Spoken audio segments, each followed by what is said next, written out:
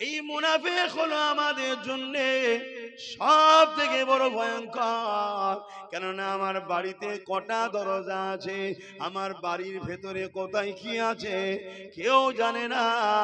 কিন্তু আমার ঘরের লোক যদি বাইরের দুশ্মনকে জানিয়ে দেয়, তবেই তো নকশাটা পেয়ে যাবে। এখান দিয়ে যেতে হবে, এখানে সুড়ঙ্গ আছে, এখানে দরজা আছে, যদি সমস্যা হয় এই দিক দিয়ে চলে যেতে হবে। সব ব্লুপ্রিন্টটা যদি দুশ্মনের হাতে কেউ দিয়ে দেয়, তাহলে দুশ্মনের জন্য তো আমাকে পরাজিত করতে সহজ হবে। এই আমাদের মধ্যে একদল মুনাফিক রয়েছে। হে যুবকেরা, তরুণেরা, বাপেরা, তারা এমন করে ইসলামের দুশ্মনের সঙ্গে মিশে আমাদেরকে ভেতর থেকে ক্ষতি করছে। এই জমিনের ওপরে তারা এই ভাটপাড়া অর্জুন সিং এর বিরুদ্ধে কেস করবে না, যে বলেছে ইসলামে নাকি রেপ করা পাপ নয়, তার বিরুদ্ধে কথা বলবে না। যে কিনা এমন করে কোরআন শেষ হয়ে যাবে বলবে, তার বিরুদ্ধে মামলা করবে না, তার বিরুদ্ধে কথা বলবে না। অথচ ওই মুসলমানকে সামনে কোন উলামা যখন বলবে দিনের স্বার্থে, মসজিদের স্বার্থে, বাবারা আল্লাহ দিনের স্বার্থে তোমরা ঐক্যবদ্ধ হও, এক হও, এক হও, কাউকে মারার জন্য নয়। কারণ ইসলামের জুলুম করা হলো হারাম, কিন্তু নিজের পরিবার, নিজের বাচ্চাদের ভবিষ্যৎ বাঁচাবার জন্য এক হও, নিজের মসজিদের উপরে হামলা করে রুকার জন্য এক হও, নিজের কবরস্থানকে রুখার জন্য এক হও। এই মুনাফিক গুলো তখন বলবে অন্য বক্তা নিয়ে আসো, এ বক্তা চলবে না। আছে না? সেই এইগুলো কি আমাদের প্রথম চিনতে হবে। অসুবিধা হলে বলুন, লাইন ঘুরিয়ে দিচ্ছি।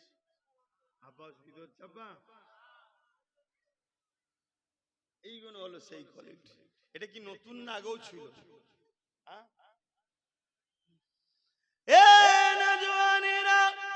আল্লাহ নবীর জামানাতেও ছিল। নবী পাকের সময়ে যতটা নবীকে কষ্ট প্রকাশ দুশ্মনরা না দিয়েছে, তার থেকে বেশি কষ্ট মুনাফিকরা দিয়েছে।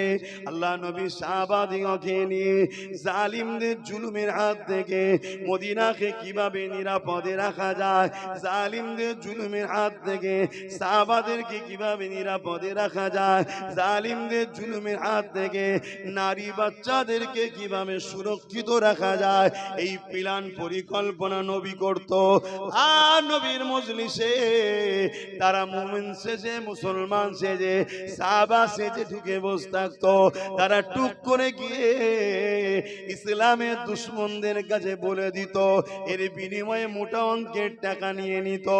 এইভাবে তারা সাহাবাদের উপরে জুলুম করেছে, সাহাবা হুজুরদের উপরে অত্যাচার করেছে।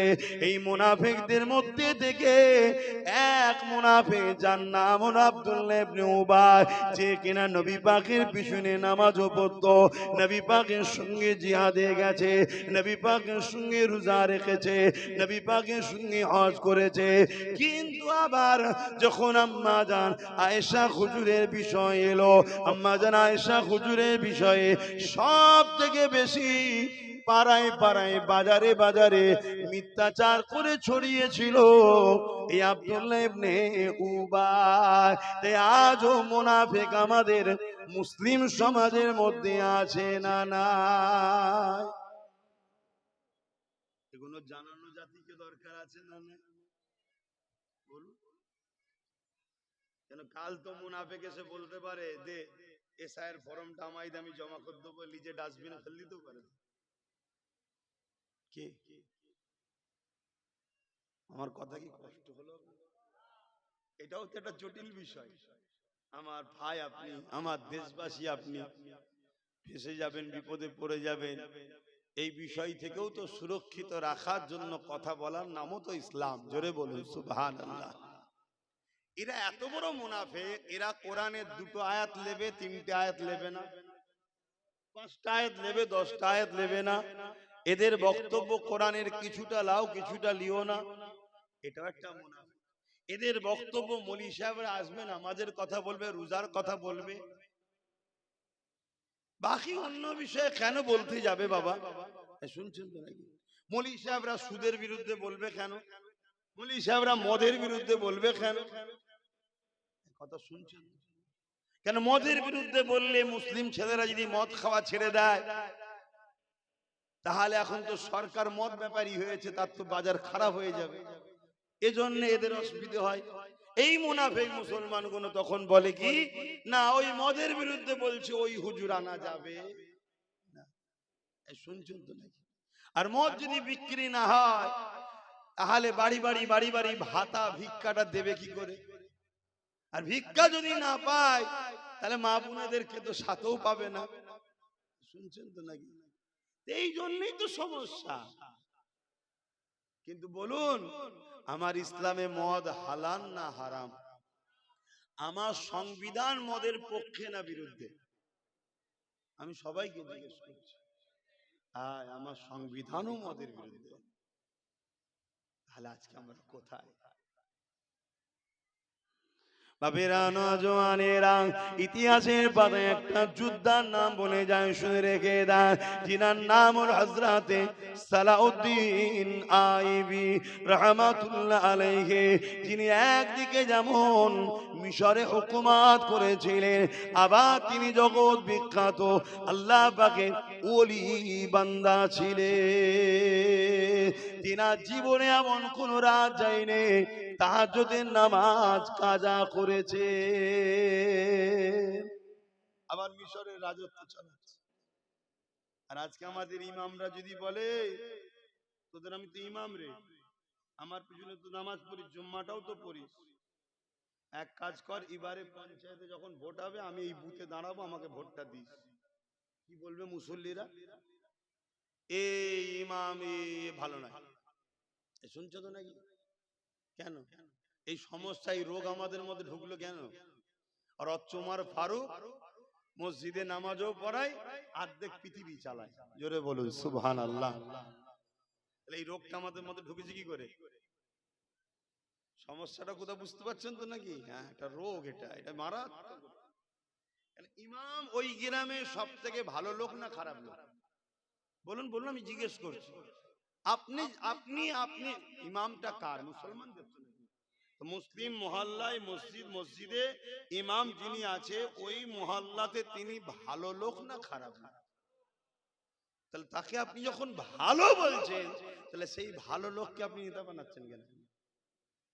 বলছেন না ওটা মৌলী সাহেবদের কাজ। তাহলে কি কাজ? মুরগি জবাই করা কাজ। মৌলী সাহেব মুরগি জবাই করবে আর আমরা খাবো। আর আমার মৌলী সাহেব গুলোকেও বলি যে আপনারা কোথায় গেলেন? হ্যাঁ, আপনাদেরও অবস্থা নিজেরাই খারাপ করে ফেললেন। এখনো টাইম আছে। কেউ না সাদ্দিক আব্বাস সিদ্দিকী সাথে আছে, আসো সংগঠিত হও, নিজে বাঁচো, নিজের পরিবারকে বাঁচাও, মুসলিম জাতিকে বাঁচাও। পাশাপাশি একজন প্রকৃত আল্লাহ মান্যে ওয়ালাই পারে সর্বধর্মের মানুষকে নিরাপত্তা দিতে, বাকি অন্য কেউ পারে না। আমি চ্যালেঞ্জ করছি, যদি পারত, ৭৯ বছর দেশ চালাচ্ছে অন্যজনরা, এখনো আমার দেশে গরিবের সংখ্যা ৮০% কেন? এর উত্তরটা দেন। এই কথা বুঝছেন না? বোঝেন? অতএব হিংসার চশমা খুলে দিয়ে ইনসানিয়াতের চশমায় আসুন। হিংসার চশমা খুলে দিয়ে মানবতার চশমাতে আসুন। ৭৯ বছর ধরে দেশ চালাচ্ছে অন্যজনরা, এরপর ৮০% ভারতবর্ষে গরিব কেন? বেশি তো কম না, আমি কম করে বলছি। এই ৮০%-এর মধ্যে মাত্র 14% মুসলমান, বাকি তাহলে কারা? চলো মুসলমানকে নাই দেবে না, মুসলমান বাদ, তো বাকি যে গরিব আছে তারা কারা? তাদেরকে গরিব বানিয়েছে কারা? মুসলমান। এত মুসলমানদের সমস্যা কেন? একটাই সমস্যা, মুসলমান জুলুম দেখলে রুখতে হবে ফরজ। জুলুম দেখলে রুখতে হবে ফরজ। সে জুলুমটা যদি মুসলমানের উপরে নাও হয়, একটা হিন্দু, আদিবাসী, দলিত, মতুয়ার উপরেও যদি জুলুম হয়, ওই মতুয়ার পাশে দাঁড়িয়ে জালিমের বিরুদ্ধে লড়াই করতেই হবে, এই মতুয়াকে বাঁচাতে হবে, এই অসহায়ের পাশে দাঁড়াতে হবে। এর নাম হলো ইসলাম। জোরে বলুন সুবহানাল্লাহ। আমরা শুধু সমাজকে নামাজটাই বুঝিয়েছি, আর বাকিটা বুঝাইনি। আর আজ যখন আব্বাস সিদ্দিকী বুঝাচ্ছে, সমাজের মুরব্বী বাপ থেকে শুরু করে, মা থেকে শুরু করে, যুবক যুবতী থেকে শুরু করে, ভাই বোন থেকে শুরু করে, নতুন প্রজন্ম থেকে শুরু করে, উলামা ভাই থেকে শুরু করে, দেরি হলো অনেক উলামা, লক্ষ লক্ষ উলামা ভাই চেঞ্জ হচ্ছে। কথা কি আমার ভোলা ভুল হচ্ছে? আপনি কান মিলিয়ে দেখেন না এলাকায় এলাকায়, বলছেন ঠিকই বলছে, কিন্তু আমরা আর আব্বাস সিদ্দিকী তো সমান নয়, সে দাদা হুজুরের আওলাদ, তা আমি আছি পিছনে, বলছে আছি, আমি এটাই চাই। কথা বুঝে আসছে না? নয় আপনাকে আগে বুঝতে হবে না, কিন্তু কমসে কম বিরোধী করবেন না, যেটা করছি করতে দেন। যখন সুন্দর সেজে যাবে তারপর আপনি এন্ট্রি হবেন, কি আছে? আপনি সম্মানীয় ব্যক্তি, আমরা সম্মান দেবো আপনাকে, ইমামকে কি দেবো না দেবো না? হিংসা হবে নাকি? ইমামের পিছনে ইক্তেদা করে সারা জীবন নামাজ পড়ছি, ইমাম হাত তুলে দোয়া করছে, তো সেই ইমাম যদি ইজ্জতের সাথে, আপনারা তো ইমামকে ইজ্জতের সাথেই নিয়ে আসে, সবকিছু সাজিয়ে টাজিয়ে নিয়ে খেটে খুঁটে মেহনত করে, এই ইমাম সাহেবকে ডাকো, হুজুর আগে খাবে, কি করেন না করেন? সব জায়গায় যখন ইমাম হুজুরদের সম্মান দেন, তাহলে একটা জায়গায় না হয় আব্বাস সিদ্দিকীর সাথে আপনারা লড়াই করে মেহনত করছেন, তারপরে যদি আমাদের ইমাম সাহেব সম্মান ভালো জায়গায় যদি ফিরে আসে হয়ে যাবার পর, অসুবিধা কি আছে? কোন অসুবিধা নেই। কি বলছেন, অসুবিধা আছে নাকি? কিন্তু মনে রাখবেন, হযরত সালাউদ্দিন আইবি তিনি মিশর চালিয়েছে এবং তাহাজ্জুদের নামাজটাও কোনোদিন কাজা করেন। জোরে বলুন সুবহানাল্লাহ। যার মধ্যে আল্লাহর খৌফ আছে, যার মধ্যে আল্লাহর ভয় আছে, তার দ্বারা কখনো জুলুম হতে পারে না, তার দ্বারা কখনো বেইনসাফি হতে পারে না, তার দ্বারা কখনো মিথ্যাচার হতে পারে না, তার দ্বারা কখনো কোন মানুষের উপরে জুলুম হতে পারে না, সে মানুষ যে ধর্মেরই হোক কেন। ও ধর্মের অন্য হতে পারে, কিন্তু মানুষটা তো মহান স্রষ্টা রব্বুল আলামিনের সৃষ্টি, অতএব তার উপরে জুলুম করা মানে তুমি আল্লাহর সৃষ্টির উপরে জুলুম করছো, আল্লাহ তোমায় ছাড়বে না। আল্লাহর ভয় যার মধ্যে আছে তার দ্বারাই তো ইনসাফ হওয়া সম্ভব, কিন্তু আল্লাহর ভয় যাদের মধ্যে আছে, কাদের মধ্যে? আল্লাহ কোরআনে বলছে আমাকে সবথেকে বেশি ভয় করে উলামারা। কারা? উলামারা। আর সেই উলামাদের ঘরেই তো আজকে আমরা কন্টাসা করে রেখে দিয়েছি। আবার এখানে একটা কথা বলে দিতে লাগে, আখেরি জামানা তো, আল্লাহ নবী বলেছেন আসমানের নিচে জমিনের উপরে সবথেকে নিকৃষ্ট হবে আবার একদল উলামা। সবথেকে নিকৃষ্ট হবে কারা? একদল উলামা। তারা কারা? কোন উলামা শ্রেষ্ঠ, কোন উলামা নিকৃষ্ট, একটু ছট করে এখানে বলে দিচ্ছি।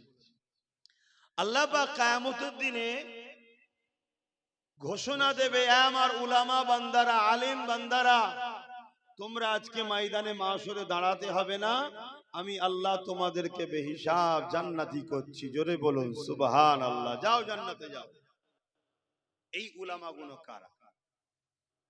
তুমি আমি উলামা ভাবলে হবে না, যে উলামা আল্লাহর কুদরতি কাছে উলামা, ওগুলো কারা? যারা মান আহাব্বা লিল্লাহ ওয়া আবগাদা লিল্লাহ ওয়া আতা লিল্লাহ ওয়া মানা লিল্লাহ ফাকাদ ইস্তাকমালাল ঈমান, যারা ভালোবাসে আল্লাহর জন্য, দুশমনি করে আল্লাহর জন্য, আত্মীয়তা করে আল্লাহর জন্য, বিচ্ছেদ হয় আল্লাহর জন্য, অর্থাৎ তারা যখন কোনো কথা বলবে ওই কথার উদ্দেশ্য আল্লাহ হবে। কোনো মানুষকে যখন ভালোবাসবে উদ্দেশ্য থাকবে আল্লাহর জন্য, কোনো মানুষের সঙ্গে দূরত্ব বজায় করবে উদ্দেশ্য থাকবে আল্লাহর জন্য। এ যুবকেরা, তরুণেরা, কিন্তু আজ বড় দুঃখ লাগে, আমার উলামা ভাইদের মধ্যে একদল উলামার ইতিহাস আমরা শুনেছি, হতভাগা আকবরের অর্থের কাছে বিক্রি হয়ে গিয়ে কোরআনের বিরুদ্ধে দিনে ইলাহি কিতাব লিখেছিল। এই উলামা কোন হলো দুনিয়াদার উলামা, এদেরকে তাগুতি শক্তির কাছে এরা মাথাকে নত করে দিয়ে দিয়েছে। এই উলামার কথা আল্লাহ রসুল বলেন যে উলামারা বেহিসাব জান্নাতে যাবে, তাদের মাকাম তাদের সম্মান এত হবে। কোন ছেলে যদি আমার আব্বারা যুবকেরা শুনে রেখে দাও, উলামার সঙ্গে কেউ যদি এক দস্তখানে বসে খানাও খেয়ে থাকে, কিয়ামতের দিনেতে এই রকম ব্যক্তিকে ওই উলামার কাতারে আল্লাহ পাক জান্নাতি বানিয়ে দেবে। এ নওজওয়ানেরা, কিয়ামতের দিনে আল্লাহ যখন উলামাদের ঘোষণা করে দেবে, হে আমার উলামা বান্দারা যান, আপনারা জান্নাতে চলে যান। তারা যখন জান্নাতে যেতে লাগবে, ওই সময় এক শ্রেণীর মানুষেরা তাদের রাস্তা আগলে দেবে। এ আল্লাহ পাকের উলামা বান্দারে, দুনিয়া জমিনে আপনারা ওয়াজ করেছিলেন আল মারউ মা মান হাব্বা, দুনিয়ায় যে যাকে ভালোবাসবে তার সঙ্গে জান্নাতে যাবে। দুনিয়া জমিনে আপনাদেরকে আমরা মহব্বত করতাম, আপনাদের মাহফিলে যেতাম, আপনাদের কথা মতো চলতাম, আপনাদের পিছনে দাঁড়িয়ে থাকতাম, আপনাদের হয়ে ঢাল হয়ে ঘিরে রাখতাম। আপনাদের উপরে কোনো আঘাত আসলে আমরা খাওয়া দাওয়া ছেড়ে দিয়ে, ঘর বাড়ি ছেড়ে দিয়ে, কিসের কথা না ভেবে আপনাদের জন্য ছুটে যেতাম। আপনাদের জন্য দুনিয়ায় অনেকের সঙ্গে আমাদের সম্পর্ক নষ্ট হয়েছে, কারণ আপনারা বলেছিলেন বাবারা এদের সঙ্গে মিশি না বাবা, আপনাদেরকে মেহমানদারি করেছি, আপনাদেরকে পিয়ার করেছি, ভালোবেসেছি। আজ আপনারা জান্নাতে চলে যাচ্ছে, আমাদেরকে বাদ দিয়ে, এটা কেমন করে হতে পারে? আপনারাই তো হাদিস শুনিয়েছেন, বুখারীর মধ্যে রয়েছে, এক গ্রাম্য মানুষ এসে আল্লাহ নবীকে জিজ্ঞাসা করবে, ইয়া রাসূলুল্লাহ হাবিবাল্লাহ, কিয়ামতটা কবে হবে? আল্লাহ নবী বললে, এ বাবা ছেলে, কিয়ামত একদিন না একদিন হবে। কেননা কোরআন বলেছে, ইজা ওয়াকাতিল ওয়াকিয়া লাইসা লিওয়াকাতিহা কাসিবা, কিয়ামত অবশ্যই হবে যার মধ্যে কোনো সন্দেহ মিথ্যা না। তবে বাবা ছেলে রে, মাদাত্তালাহা, তুমি কিয়ামতের জন্য কি তৈরি করেছো, কি প্রস্তুতি হয়েছো? কেন কোরআন বলছে তানজুরু নাফসুম মা কদ্দামাত লিগাদ, প্রতিটা নফসের উচিত পরকালে ভাবা। তুমি যে কিয়ামতের খোঁজ নিচ্ছ, এটা তো হবে, তা তুমি কি তৈরি হয়েছো? ওই যুবকটা বলতে লেগেছে, ফাকামাদাতুলহা কাসীরা সালাতি ওয়া সিয়ামি, ইয়া রাসূলুল্লাহ হাবিবাল্লাহ, বেশি বেশি নামাজ রোজা করতে পারিনি, ইল্লা তবে আন্নী উহিব্বুল্লাহ ওয়া রাসূলুহু, আমার অন্তরে, আমার কলবে, আমার হৃদয়ে সব থেকে বেশি আল্লাহ ও নবীকে মহব্বত করি। এই কথাটা শুনে নবী আমার উত্তর দিয়েছিলেন, আল মারউ মা মান হাব্বা, এ বাবা সাহাবারা শুনে রেখে দাও, দুনিয়ায় যে যাকে ভালোবাসবে তার সঙ্গে জান্নাতে যাবে। আমরা উলামারা এই হাদিস আপনাদেরকে শোনায়, আপনারা শুনে রাখছেন, কিয়ামতের দিনে ওই সময় জিজ্ঞাসা করা হবে, আপনারাই তো বলেছিলেন দুনিয়ায় যে যাকে ভালোবাসবে তার সঙ্গে জান্নাতে যাবে। আজ আমরা আপনাদেরকে ভালোবেসেছিলাম, আজ আপনারা চলে যাচ্ছেন কেন? ওই সময় উলামারা আল্লাহ পাকের আরশে আজিমের দিকে ফিরে আসবে, আমার আল্লাহ পাক বলতে লাগবে, এ আমার উলামা বান্দারা কি হয়েছে তোমাদের? আল্লাহ পাক তখন ওই সময় উলামারা বলবে, ও রব্বি আল্লাহ, দুনিয়ায় যারা আমাদেরকে বিয়ার করত, আমাদের কাতারে দাঁড়াতো, আপনার দিনের প্রচারের জন্য আমাদের বডিগার্ড হয়ে থাকতো, আমাদের সহযোগী হয়ে থাকতো, আমাদের কাতারে বসে থাকতো, এরা যদি সাথ না দিত আল্লাহ, হয়তো আমরা দিন প্রচার করতে গিয়ে হাজারো বাধা শিকার হয়ে যেতাম। ঠিক না বেটি? তোমরা যদি না সাথ দিতে, এই দিন প্রচার করতে গিয়ে আমাদের বাধা হতো না? হতো না আরো? কিন্তু বাধাকারীরা ভাবছে যে না, বাধা দিতে গেলে ওদের পাশে প্রচুর লোক আছে, তাহলে এটা তোমরা ওসিলা না। আমি যেমন দিন প্রচার করছি, একটা মহান কাজ, তোমার ওসিলাতেই তো এই মহান কাজটা হচ্ছে, তুমি কেন বেকার যাবে? এবার শোনো, আয় আল্লাহ, তাদের বড় অবদান ছিল, তাই আজ তাদেরকে আমরা শুনিয়েছিলাম। দুনিয়ায় যে যাকে ভালোবাসবে, দুনিয়ায় সে তার সঙ্গে পরকালে জান্নাতে যাবে। এই রাসূলের হাদিস তাদের কাছে শোনাতা। ও আমার আল্লাহ, আজ তারা বড় আশা নিয়ে আবদার জানিয়ে রুখে দিয়েছে রাস্তা। কেন আমরা তাদের সঙ্গে জান্নাতে যাব না? আমার আল্লাহ বা বলবে, এ আমার উলামা বান্দারে, সাদ্দাক্তা, তারা সত্য কথা বলছে। আমার হাদিসের হাদিস, আমার হাবিব যে হাদিসের কথা বলেছে, আমার হাবিবের কথাটাও হলো ওহী, কোরআন ওহী। একটা ওহী মাতলু আর একটা ওহী গায়র মাতলু। আমার হাবিব যা বলেছে, আমি আল্লাহ আমারই কথা বলেছে। এই উলামা বান্দাদেরকে জানিয়ে দেওয়া হবে, যাও তাদেরকে সাথে করে নিয়ে জান্নাতে যাবার ইজাজত দিয়ে দিলা। কথা বুঝে আসছে? এবারে ভাবু, দুদিনের দুনিয়া, আজ আছে কাল নাই, আজ আছে কাল নাই। কিন্তু আখিরাতের কথাও তো মাথায় রাখতে হবে। আজকে মানুষ যেভাবে সায়ালের টেনশন করছে, এর থেকে যাররা পরিমাণ যদি অল্প টেনশন মানুষ জাহান্নাম থেকে বাঁচার করতো, আজকে মানুষ মনে হয় দুনিয়া আখিরাতের শান্তি পেয়ে যেত। শোনো, পৃথিবীর কারো কোনো শক্তি নেই তোমার ভালো মন্দর বিষয় নিয়ে কেউ কিছু করতে পারে। সবটাই তোমার পাওনা, তোমার কর্মের ফলে আল্লাহর পক্ষ থেকে হবে। অতএব তুমি আমি যদি সেই আল্লাহকে রাজি রাখতে পারতাম, তুমি আমি যদি সেই আল্লাহকে ধরার মতো ধরতে পারতাম, তাহলে এই দুনিয়া হাজারো পরিকল্পনা করুক, হাজারো প্ল্যান করুক, নিজের প্ল্যানে নিজেই ফাঁসবে।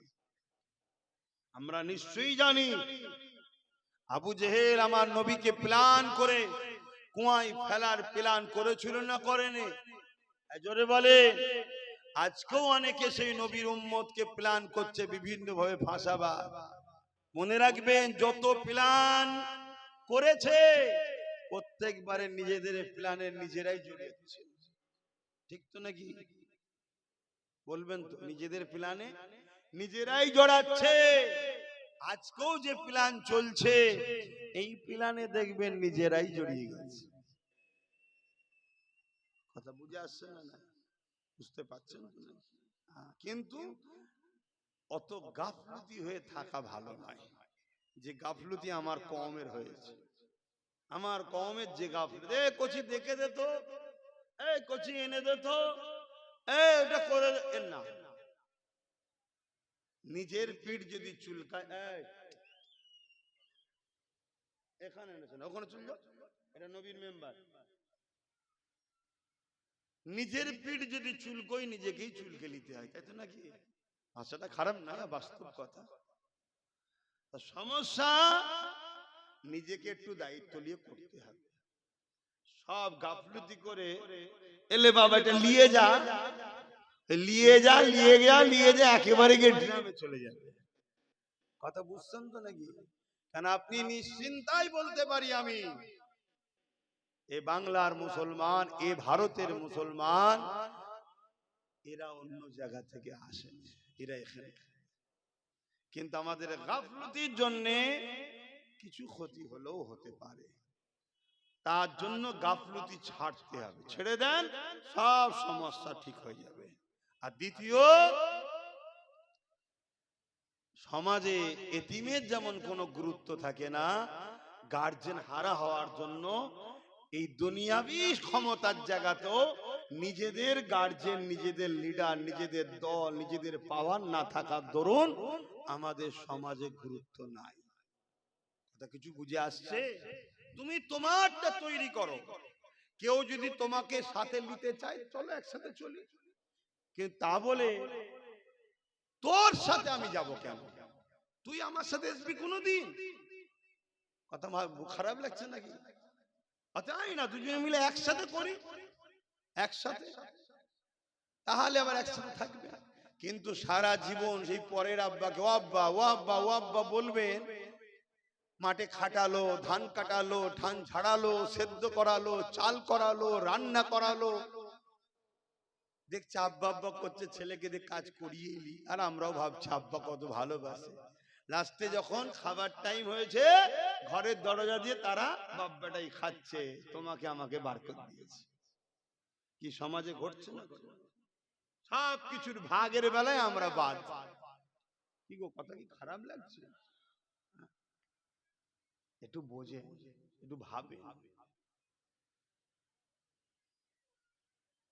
এটা যুগে যুগে হয়ে আসছে। আবু জেহেল কুয়া করেছিল আমার নবীকে ফেলবে। কুয়ায় পড়েছিল কে? জোরে বলে, আবু জেহেলই পড়েছে। আজকের আবু জেহেলরাও কুয়া খুঁড়ছে আমাদেরকে ফেলবে বলে। আর ইরাও কুয়া থেকে উঠতে গেলে আমাদেরই হাত ধরে উঠতে হয়। কি গো, আমরা হাত না ধরলে উঠতে পারবি না? কথা বলে। হ্যাঁ, কেউ একজন আগে ছিল, আমাদেরকে কুয়ায় ফেলে দিয়ে দেখেছিল। আমরা যখন বুঝতে পেরে সরে গেছি, কুয়ায় সে নিজে পড়েছে না পড়েনি? এমন কুয়ায় পড়েছে, এখনো উঠতে পারছে কি? পারেনি। আমরা যদি এক্ষুনি সবাই মিলে হাত ধরি, চচ্চর করে আবার উঠে পড়বে। আমরা যার হাত ধরি সে যখন ওঠে, তাহলে আমাদের ভাগিদারিটা কই? আমাদের ভাগটা কই? কথা বুঝছেন না? বুঝছেন না? এইটাই আব্বাস সিদ্দিকী বুঝায় তার বাপকে, তার মাকে, তার বোনকে, তার ভাইকে, যে আমার নয় তার জন্য অজ করতে আমি আসি না। তোরকে আমার কথা নিতে কে বলেছে? শুনছেন না? কিন্তু আমার বাপকে তো বুঝাতে হবে। 40 বছর ধরে তুমি সেলসিলার কাজ করছো, এই যে খুঁজছেন, আপনার ভাগ কি বুঝাতে হবে? আমার মাকে তো বুঝাতে হবে, আমার ভাইকে, আমার বোনকে তো বুঝাতে হবে। আল্লাহ পাক কোরআনে বলছেন, কুয়ান ফুসাকুম ওয়া আহলিকুম নারা, নিজে বাঁচো, নিজের আহালদেরকে বাঁচাবার চেষ্টা করো। কোথা থেকে? জাহান্নাম থেকে। আপনারা কি আমাদের আহাল নয়? পরিবার নয়? দাদা হুজুরের সিলসিলার মুরিদ মুত্তাকিন নয়? যে দাদা হুজুরের নাও হন, অনেক মুসলমান তো আমার নবীর তো নাকি? নবী বলছেন আমার উম্মতরা হলো আমার রুহানি আওলাদ। জোরে বলুন সুবহানাল্লাহ। সেই নবীর ঘরের ছেলে হিসাবে, একজন দ্বীনের আলেম হিসাবে নবীর উম্মতদের বুঝাবার দরকার আছে না নাই? যদি কেউ সে নবীর উম্মত না হয়, ইমানদার, তাহলে তোমার প্রশ্ন নয়, তাহলে তোমার কথা নয়। কি গো, বোঝানো দরকার আছে না নাই? অসুবিধা হচ্ছে আপনাদের? মনে রাখেন, তামাম পৃথিবীতে যুগে যুগে যুগে যুগে আমাদের অসতর্কে, আমাদেরই ভুলের জন্য ইসলামের বড় বড় ক্ষতি হয়েছে। সেই ক্ষতি আবার আল্লাহ পাক নতুন প্রজন্মের দ্বারা পূরণ করিয়ে দিয়েছে। জোরে বলুন সুবহানাল্লাহ। কিন্তু আমাদের গাফলতির জন্য ক্ষতি হয়েছে, যে ক্ষতি আজ ভারতবর্ষ হতে চলেছে আমাদের ক্ষতির জন্য। একটা ছোট্ট উদাহরণ দিচ্ছি, ছোট্ট একটা উদাহরণ দিচ্ছি। উত্তরপ্রদেশে আই লাভ মোহাম্মদ সাল্লাল্লাহু আলাইহি ওয়াসাল্লাম লিখেছে একটা ছেলে, যেটা আগে বলছিলাম। বলো তো ভাই, ব্যানারে লিখেছে তোমার বিবেক কি বলছে, এটা কোনো অন্যায়? আমি রবিকে ভালোবাসি, একটা ব্যানার। এখানে লেখা আছে এবিএস মডেল স্কুল, একটা ব্যানারে দেখুন।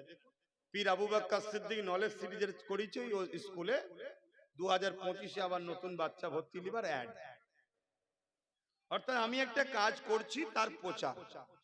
আমি নবী মুহাম্মদ সাল্লাল্লাহু আলাইহি ওয়াসাল্লামকে ভালোবাসি, এটা আমার ভালো লেগেছে, এটা লিখেছি। এতে অপরাধটা কি? কত লোক ভারতের খবর পাকিস্তানকে দিয়ে দিচ্ছে, সেটা অপরাধ নয়? কথা বুঝছো না? তাদের তো ধরছে না। কত লোক ভারতের পতাকা তোমাদের এই বনগা কোন স্টেশনে বেঁধেছে, জেল দিল, ধারা হালকা দিল, পরের দিন কোর্টে জামিন হয়ে গেল, বিশেষ এক রাজনীতির দলের লোকেরা তাকে ফুলের মালা দিয়ে আবার ঘরে নিয়ে যাচ্ছে। শুনছেন?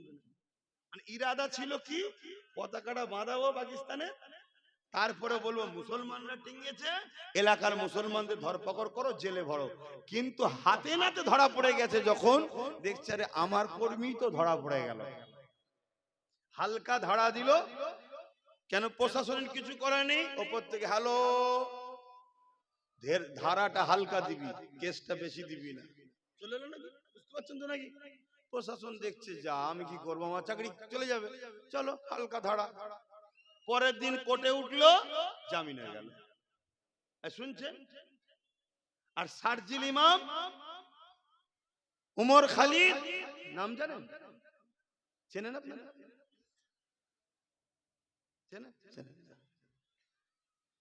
অথচ এনআরসির জন্য লড়াই করতে গিয়ে দিল্লি শাহিনবাগ থেকে বন্দি করলো, তারা নির্দোষ মানুষকে বাঁচাবার জন্য লড়াই করতে গিয়ে ডেটের পর ডেট, ডেটের পর ডেট, ডেটের পর ডেট, এখনো জেলে আছে। অপরাধ কি? সে মুসলমান।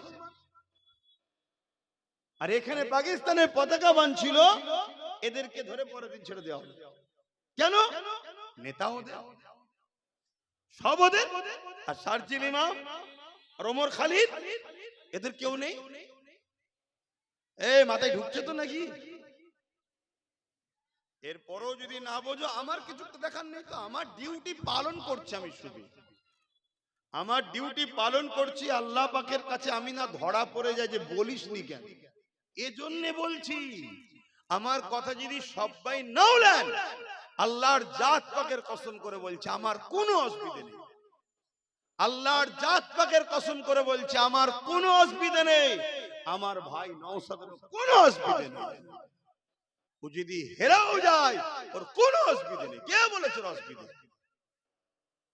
কথা মাথায় ঢুকছে না? ঢোকে না কেন? একটা স্টাম্প নিয়ে এসেছে মায়ের পেট থেকে, আওলাদে রসুল আওলাদে মুজাদ্দেদ, খানদানে রসুল আওলাদে মুজাদ্দেদ। একটা স্টাম্প নিয়ে দুনিয়ায় এসেছে। ওর আগেও দেখার দরকার নেই, পিছন ডায়ে কিচ্ছু দেখার দরকার নেই। তো ওর জন্য আল্লাহ ও রসুল যথেষ্ট। কথা বুঝে আসছে না? নাই। তারপরও এত সংগ্রাম, এত লড়াই কেন? আল্লাহর কাছে ধরা পড়ে যেতে হবে, হক কথা বলতে হবে। এবং নবী বলেছে নেতৃত্ব কুরাইশ বংশের বাচ্চারা দেবে। কথা বুঝে আসছে না? এজন্য বুঝানো। তো ভাইয়ের আমার, আজকে সেই কানপুরে লিখেছে এটা কোনো অপরাধ নয়, সংবিধানও বলছে অপরাধ নয়, কিন্তু তারপরেও তার বিরুদ্ধে কেস হলো, ধরা হলো। এটা একটা বিষয়। আর একটা বিষয় হচ্ছে এতদিন ওই উত্তরপ্রদেশে যতগুলো সেকুলারের নামে দলের নেতা ছিল, একটা কারো মুখে শুনেছেন যে উত্তরপ্রদেশে এইটা হয়েছে, এটা অন্যায়? আমার দেশের রাজ্যের কথা বলছি না, উত্তরপ্রদেশেরই যারা রয়েছে, কেউ একটা প্রতিবাদ করে তো শুনেছে? কেন? অতএব তারাও কিন্তু এতই বুঝাতো যে তোমরা এদিক ওদিক করো না, তোমরা এদিক ওদিক করলে এ চলে আসবে, ও চলে আসবে, এই করে করে মুসলমানকে রেখেছিল। একদিন সেই আসলো। আর আজকে যখন মুসলমান বিপদে পড়ছে, কি একটা বলেছে আমি নবীকে ভালোবাসি লিকা, তাকে জেলে পড়ছে, সেই ছেলেটার হয়ে একটা কেউ বাইট দিয়েছে? কোন দলের সুপ্রিমো বাইট দিয়েছে যে এটা অত্যাচার হচ্ছে, তার ধর্মের স্বাধীনতাকে কেড়ে নেওয়া হচ্ছে? আরেকটা কথা বলছি, বিহারে অলরেডি ভোট চলছে, গতকালকে একটা ভোট হলো বিহারে। লালুর বেটাকে জিজ্ঞেস করছে আই লাভ মোহাম্মদ সাল্লাল্লাহু আলাইহি ওয়াসাল্লাম লে পুরো দেশ জুড়ে হই হই হচ্ছে, এই বিষয়ে আপনার মতামত কি? তখন উত্তর কি দিচ্ছে? আমি বিহার ভোট নিয়ে ব্যস্ত আছি। তো বলতে পারতো যে না, এটা সংবিধান বিরোধী করছে উত্তরপ্রদেশের সরকার। এদিকে বলছে না, বিহারের 19% ভোট আমায় দাও যদি বিজেপি কে রুখতে চাও। কেন? এই কথা বুঝছেন না? বোঝেন না? তুই যদি সত্যি মুসলমানদের ভালো চাইতিস, মুসলমানদের জানের থেকেও দামি যে মোহাম্মদ রাসূলুল্লাহকে মুসলমান ভালোবাসে, একটা কথা বলতে পারলি যে উত্তরপ্রদেশের সরকার এটা জুলুম করছে, এটা উচিত নয় করা, এতটুকু বলতে পেরেছিস? তাহলে এরা আমাদের চাই। এরা শুধুমাত্র বিজেপির ভয় দেখিয়ে নিজেদের গদি, নিজেদের পরিবারের গাড়ি বাড়ি, নিজেদের জায়গাকে শক্ত করছে। এরা দ্বিতীয় কিচ্ছু নয়। এরা সব কন্ট্রাকচুয়াল। অনেক দেখবেন রাস্তায় টোল প্লাজা থাকে, toll plaza Australia company, France company, Chinese company, বিভিন্ন দেশের কোম্পানিকে সরকার দিয়ে দেয়। অনেক দেশের হয় ওই টোল প্লাজা 10 বছরের জন্য ভাড়া। 10 বছরে যত গাড়ি যাতায়াত করবে, যে দেশের কোম্পানি করছে সে দেশ নিয়ে নেবে, বাকি তারপরে ওটা দেশের হয়ে যাবে। এই যে যত সেকুলারের নামে রয়েছে, এরা হলো কোম্পানি ও টোল প্লাজার মতো। শুধুমাত্র ভয় দেখিয়ে এদেরকে শিক্ষা থেকে, স্বাস্থ্য থেকে, কর্ম থেকে, সব থেকে এদেরকে পুরো প্যারালাইসিস রোগী করে দাও, দিয়ে তোমার ডেট শেষ, তুমি চলে যাও, আমি তারপরে এন্ট্রি হব, এদেরকে নির্মূল করে দেবো। কথা মাথায় ঢুকছে না? যেমন দিল্লিতে হলো, সেই ষড়যন্ত্র আজও চলছে। আর আমরা শুধু আল্লাহকে ভয় করা ছেড়ে দিয়ে খানদানে রাসূলদের বিরুদ্ধে গালিগালাজ করছি বলার জন্য। কথা মাথায় ঢুকছে তো? শুধরাও, এখনো টাইম আছে। যদি বিশ্বাস হয়, আর যদি বিশ্বাস না হয়, আমি আমার ডিউটি করে যাচ্ছি, তুমি তোমার বুঝে নাও। এই যে আজকে এসআইআরটা কি জানো? এসআইআরটা কি জানেন আপনারা? বলুন, কেউ জানেন কি? 90% মানুষ জানে না এসআইআরটা কি, জানেই না। আমি আপনাদের ঘরে বলবো, শুনবেন? এসআইআরটা হলো ওয়াকফ আন্দোলনকে ভোলানো। এসআইআরটা হলো চাকরি যে দিতে পারেন, মাইন্ডকে ডাইভার্ট করা।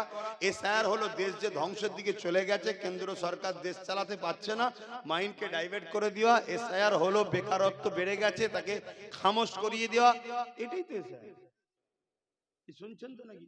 এখন দেখুন, কারো রুজি রুটি, চাকরি বাকরি আন্দোলন, ওয়াকফ আন্দোলন, ওবিসি আন্দোলন, কোন আন্দোলন আছে? সব কাগজ কি হবে, কাগজ।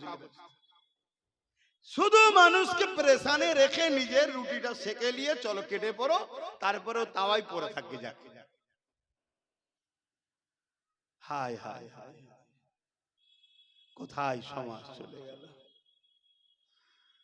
বাবেরা, নওজওয়ানেরা, তরুণেরা, মনে রাখবেন, আমি আরো একবার সতর্ক করে দিচ্ছি, যদি বাবরি মসজিদের প্রমাণ হয় 500 বছর ধরে ছিল, নামাজ হয়েছে, ওখানে কোনো নিচে অন্য কোনো ধর্মের স্থানের কোনো প্রুফ পাওয়া যায়নি, এরপরও যদি সব প্রমাণ হওয়ার পরও বাবরি যদি তুমি আমি না পাই, এখানে তুমি যতই কাগজ থাকুক না বলো নাকি, যতই প্রুফ থাকুক না বলো নাকি, তুমি এই জায়গায় নিরাপদে আছো, তুমি এটা ভাবছো কি করে? আমি কি বলছি বুঝছেন তো? এখান থেকে নিরাপদ পাওয়ার একটাই উপায় আছে, আমি আবার বলে দিচ্ছি, আল্লাহ সাহায্য, নবী পাকের উপরে মহাব্বত, আল্লাহ পাকের সাহায্য ছাড়া আমরা কামিয়াবি হইনি, হব না। এই সর্বপ্রথম তাওয়াক্কালতু আলাল্লাহ, আল্লাহর উপরে ভরসা করো। দ্বিতীয় নম্বর হলো নবীর সুন্নাহয় জীবন গড়ো, নবীকে প্যার করো, নবীকে মহাব্বত করো। 3 নম্বর হলো নিজেদের জন্য ইমানদার লিডার তৈরি করো। রাসূলুল্লাহ জানিয়ে দিয়েছে, এ আমার মাননেওয়ালারা, তোমরা কুরাইশ বংশের বাচ্চার নেতৃত্ব মানো, তা ঝান্ডা দলের পিছনে দাঁড়াও। এই জায়গাতে মনে রেখে দিও, এ বাংলার মানুষেরা, পূর্ব ভারতের জমানার মুজাদ্দিদ আবু বকর সিদ্দিক দাদা হুজুর পীর কেবলা, আল্লাহ পাক তিনাকে কুরাইশ করেছে, সেই খানদানের আওলাদ হিসাবে আমিও কুরাইশ বলে দিয়ে যাচ্ছি। মনে রেখে দেবে, আমাদের সবথেকে বড় দুশমন হলো মুসলমানদের মধ্যে থেকে একদল মুনাফিক, যাদেরকে কখনো দেখবেন না ইসলামের যারা বিরোধী করবে তাদের বিরুদ্ধে কথা বলতে, যাদেরকে কখনো দেখবেন না কোরআনের ওপরে যারা আঘাত দেবে তাদের বিরুদ্ধে কথা বলতে। অথচ যদি কোনোদিন কোন উলামা আপনাদেরকে বাঁচাবার জন্য দুনিয়ার জালিম নেতাদের বিরুদ্ধে কোনো কথা বলে, এই মুনাফিক মুসলমান কোন তখন ওই উলামাদের বিরুদ্ধে কথা বলে দেয়। আজ বাংলার জমিনে কোটি কোটি উলামা রয়েছে, কোন উলামার মুখ থেকে কি কখনো শুনেছেন হ্যাঁ গুটি কতক বলেছে, ওই গুটি কতককে বাদ দেন, বাকি উলামাদের মুখ থেকে কখনো কি শুনেছে? বাবারা, যেখানে আল্লাহ ছাড়া অন্য কোন গায়রুল্লাহর উপাসনা হয় আর উপাসনাকে কেন্দ্র করে কোন খাদ্য হয়, ওই খাদ্য যদি কেউ খায় বাবা, সে বেঈমান হয়ে যাবে, কাফের হয়ে যাবে। এই কথা কি কখনো কাউকে বলতে আপনারা শুনেছেন? না, বলবে না। কিন্তু হ্যাঁ, কিছু উলামারা বলেছে, আর সে উলামাগুলো বলেছে, তার বিরুদ্ধে একটা বড় অংশের উলামা বিরুদ্ধে লেগে গেছে। তার মধ্যে থেকে আমি একজন, ইনশাআল্লাহ আমি বলেছিলাম আমার রাজ্যের সরকার মুসলমানদেরকে কাফির বানাবার জন্য রাজ ক্ষমতা দিয়ে বড় প্ল্যান তৈরি করেছিল বা এখনো করতে চলেছে। ওই প্ল্যানের মধ্যে একটা প্ল্যান হলো দীঘাতে মন্দির তৈরি করে ওই মন্দিরের প্রসাদকে রেশনের মাধ্যম দিয়ে মুসলমানকে খাইয়ে কাফের বানাতে চেয়েছে। এই কথাটা যখনই বলে দিয়েছি, অনেক মুসলমান মুনাফিক বলছে আব্বাসকে জলসা করতে দেওয়া যাবে না, এ মাঠ নয় ও মাঠে নিয়ে যাও, এখানে নয় ওখানে নিয়ে যাও। একটাই কারণ হলো, কেননা এরা দুনিয়া জমিনে মুসলমান সেজে আছে, কিন্তু এদের অন্তরটা ইসলাম বিদ্বেষীদের সঙ্গে লেগে আছে। তুমি ক্ষমতার আসনে বসে আছো, তুমি মানুষের রুজি রুটির কথা ভাববে, মানুষের শিক্ষা কারবারের কথা ভাববে, কেন মুসলিম ধর্মের ভাবাবেগে তুমি আঘাত দিতে যাচ্ছ? যেমন হিন্দু ভাইদের, অন্যান্য ভাইদের গরুর গোশত খাওয়াটা ভাবাবেগে আঘাত দিয়া, ঠিক তেমনই কেউ যদি বড় প্ল্যান করে অন্য খাবারের মধ্যে যদি অমুসলিম ভাইদেরকে গরুর গোশত খাইয়ে দেয়, এটা যেমন অন্যায় হবে, জুলুম হবে, তার থেকেও বড় অন্যায় জুলুম হলো ইসলাম একত্ববাদের বিশ্বাস করে তার গায়রুল্লাহর উপাসনা করা। কোন স্থানের খাদ্য খাওয়ালে মুসলমানরা কাফের হয়ে যায়, ওই খাবার তুমি কেন রেশনের পক্ষ দিয়ে মুসলমানকে খাওয়াচ্ছিলে? এর বিরুদ্ধে কটা উলামা কথা বলেছে বলুন তো দেখি।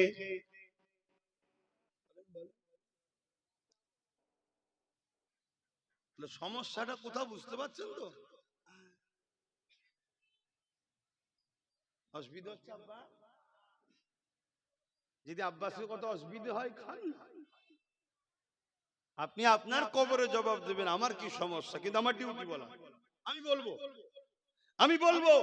তাতে বলতে গিয়ে যদি তুমি আমার সঙ্গে যুদ্ধ করো, আমি তোমার সঙ্গে যুদ্ধ করতে রাজি আছি।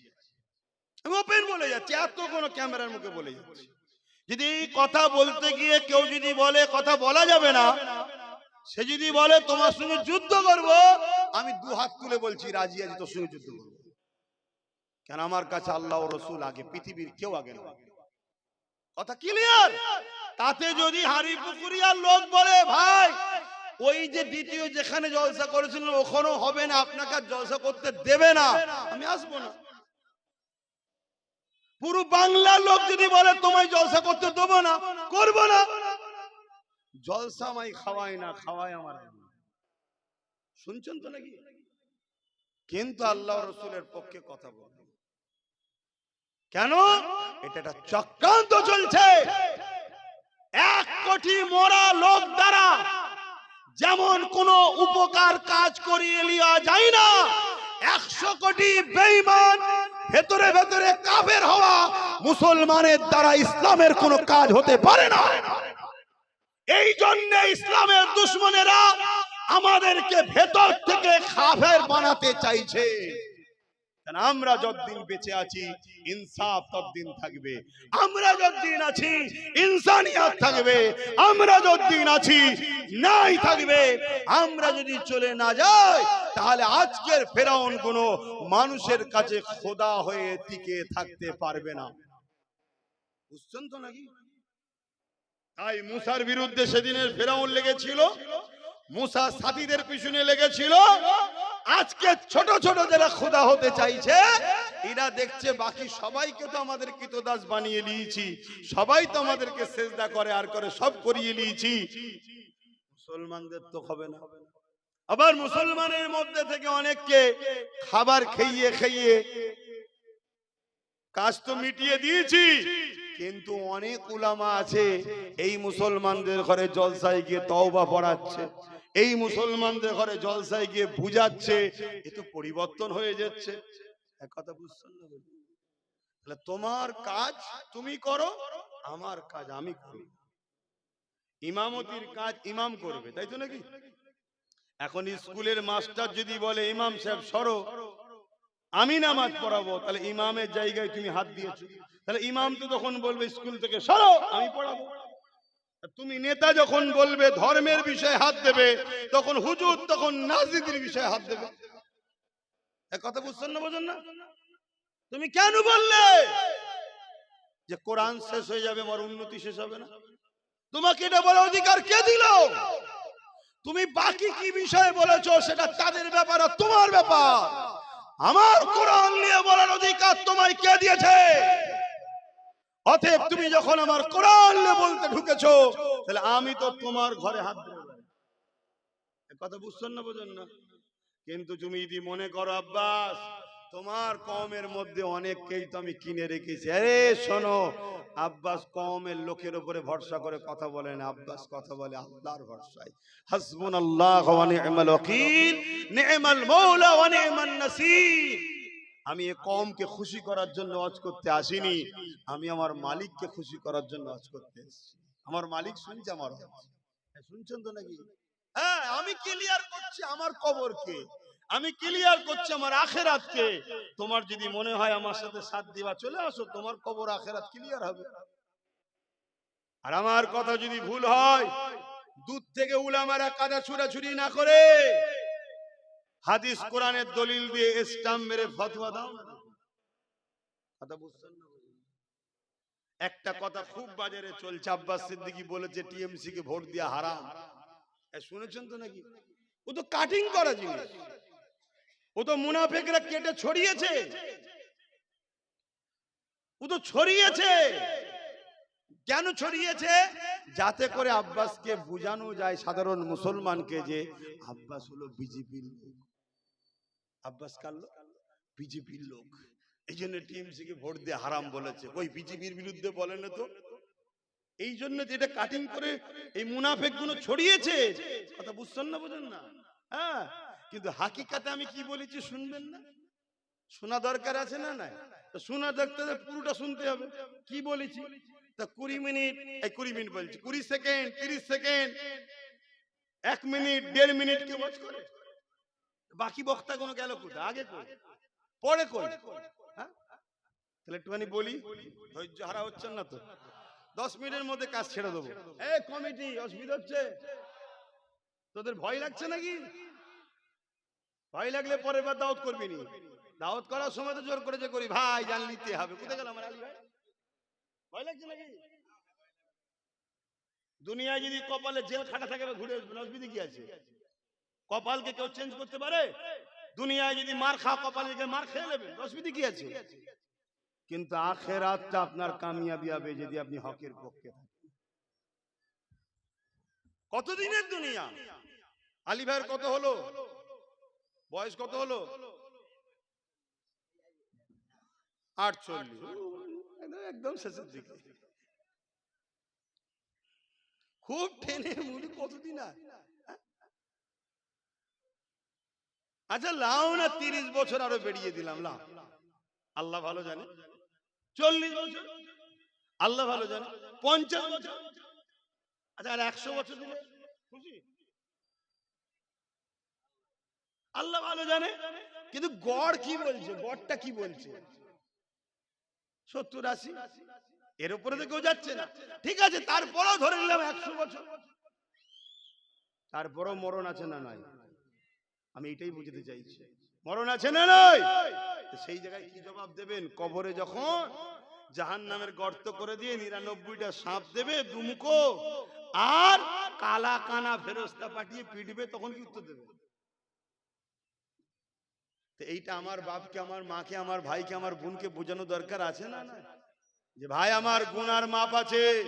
সিনেমা দেখে ফেলেছিস, তওবা কর। গান শুনেছিস, তওবা কর। যাত্রা গেছিস, তওবা কর। মদ খেয়ে ফেলেছিস, তওবা কর। জিনা করে ফেলেছিস, তওবা কর। কাঁদ আল্লাহর কাছে। গুনার মাপ আছে না না? কিন্তু ইসলামের দুশ্মনী করলে, ক্ষতি করলে, তা আমার কমকে বুঝাতে হবে না, এই ভাই ইসলামের না ক্ষতি হয়ে যায়, উপকার যদি করতে নাও পারিস ক্ষতি করিস নি ভাই, এটা বুঝাতে হবে তো নাকি? আর এটা বুঝাতে গেলে যারা ইসলামের ক্ষতিকারক তাদের গায়ে লাগবে না লাগবে না? কথা বলো। এখন যদি লেগে যায় তাহলে কি ফেরাউনের বিরুদ্ধে বলা বন্ধ, আবু জেলের বিরুদ্ধে বলা বন্ধ, এই উদ্বার বিরুদ্ধে বলা বন্ধ? বলছেন না ওখানে বলুন না, আজকে জ্যান্ত ফেরাউনের বিরুদ্ধে বলবেন না। কেন? বলছে এ তো বেঁচে আছে, ও তো মরে গেছে, ও তার আসতে পারবে না, ওর বিরুদ্ধে হদ্দ বলা বলে। ও না, ওর বিরুদ্ধে যদি 100 বার বলা হয়, ওকে তো আল্লাহ দেখিয়েছে আমাদেরকে উদাহরণ হিসাবে, ওর সঙ্গে যার মিলবে সেই সেই ফেরাউনের থেকে বিরুদ্ধে থাকতে হবে।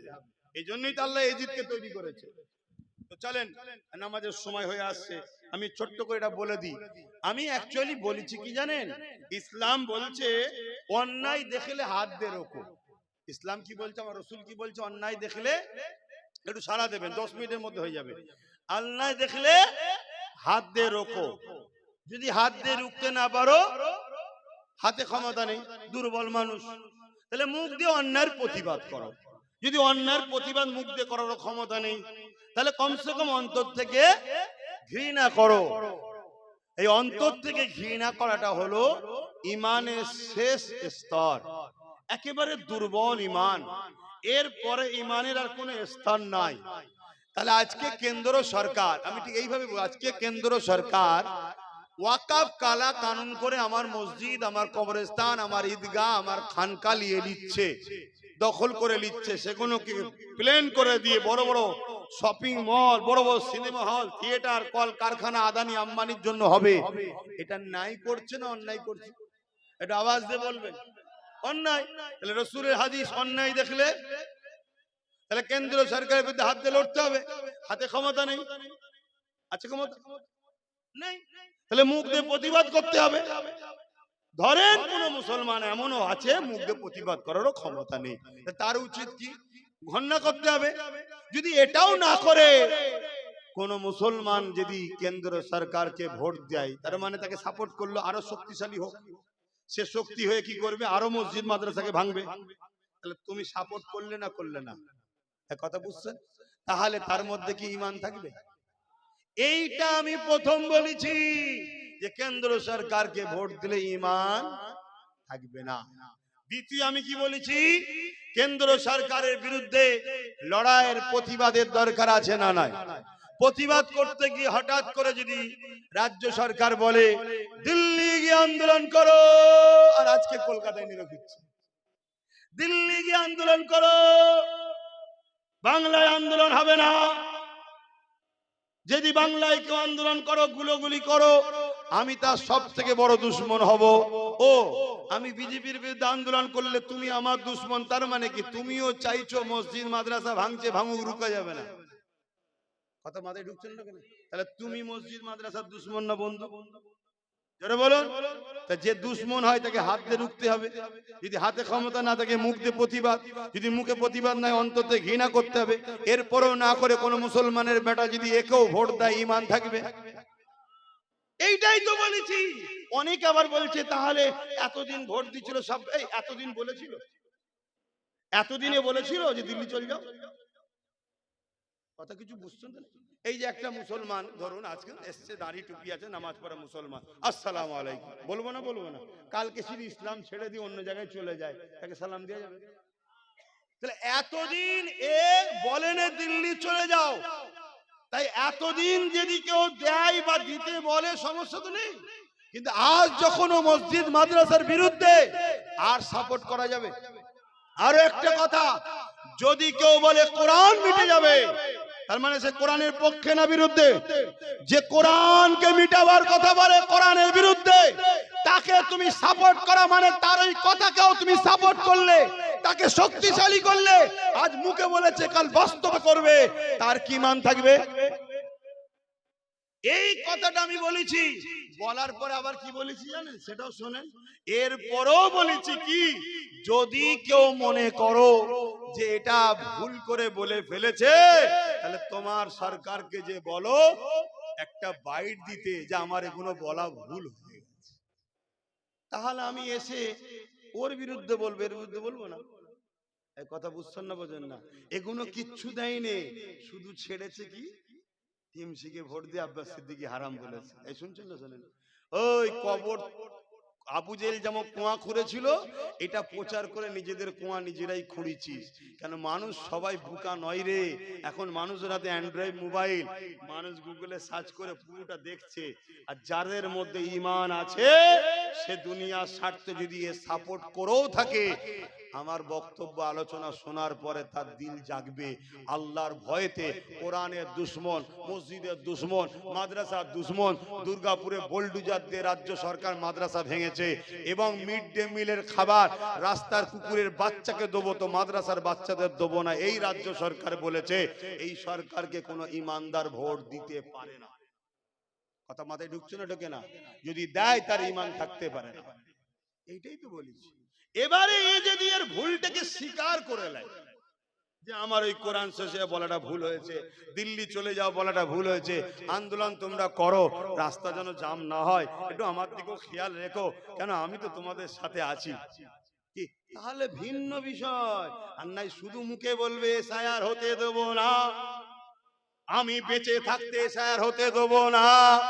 এসআইআর চালু হয়ে গেছে, উনি মরে গেছে, এমন কোনো রিপোর্ট আছে নাকি? কথা বুঝছেন না, বোঝেন? এগুলো শুধুমাত্র মুসলিম তোমাকে আমাকে বিশেষ করে বোকা বানাচ্ছে। আবার আজকে কি বলছে, বেঁচে থাকতে এনআরসি হতে দেবো না। আরে কথা বুঝে আসছে না? যদি বলেন না এনআরসি হচ্ছে, তাহলে অন্য অন্য রাজ্যে এসআইআর কে কেস করে তাদের বিধানসভায় বিল পাস করে এসআইআর বন্ধ করে দিচ্ছে অন্য অন্য রাজ্য, জানেন তো নাকি? খবর রাখেন, অন্য রাজ্য এসআইআর কে বিল পাস করে বন্ধ করে দিয়েছে, তার রাজ্যে এসআইআর হচ্ছে না। তাহলে আপনার তো 215টার উপরে এমএলএ, আপনি কেন বিধানসভায় বিল পাস করে এসআইআর বন্ধ করলেন না? দ্বিতীয় নম্বর কথা, 90,000 এসআইআর করার জন্য অফিসার আপনি দিলেন কেন? 3 নম্বর কথা, 221 কোটি টাকা আপনি কেন খরচ করছেন এসআইআর করার জন্য? অতএবিরা দুজন মিলে এক শ্রেণীর লোককে শেষ করবে, যারা হলো গরিব। কি আমার কাছে হিন্দু মুসলমান আদিবাসী সাঁওতাল বাগদি বুঝিনি, গরিব কাকে ক্ষতি করবে? গরিব। কথা মাথায় ঢুকছে? এই হচ্ছে কথা। আর যারা বিজেপি গেলে খুব হুড়হুড়ি করছিল আমাদের ভাইরা, তারা সব থেকে বেশি বিপদে পড়ছে।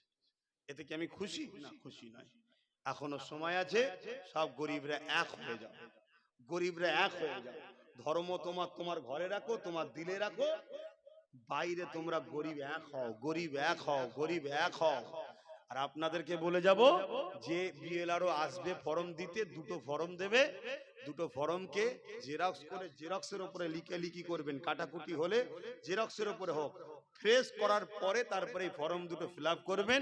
করার পরে যে বিএলআরও আসবে তার ফটো তুলবেন, তার নাম ফোন নাম্বার নেবেন, তার অ্যাড্রেস জানবেন, এবং তাকে বলবেন একটাই স্ট্যাম্প মেরে সই করে আমায় দাও, তবে দ্বিতীয়টা দেবো। শুনছেন তো নাকি? নিয়ে সেটাকে 2-3টে জেরক্স করে একটা মোবাইলে ফটো তুলে যত্ন করে রেখে চুপচাপ বসে থাকুন। কথা বাতে ঢুকছে? ফর্ম যদি আসে আপনি নিশ্চিন্তায় থাকুন, ফর্ম না এলেই টেনশন। ফর্ম সব বাড়িতে যাবে না, শুনছেন তো নাকি? এক এক বাড়ি নোটিশ যাবে, এক বাড়িতে ফর্ম যাবে। কথা বুঝে আসছে?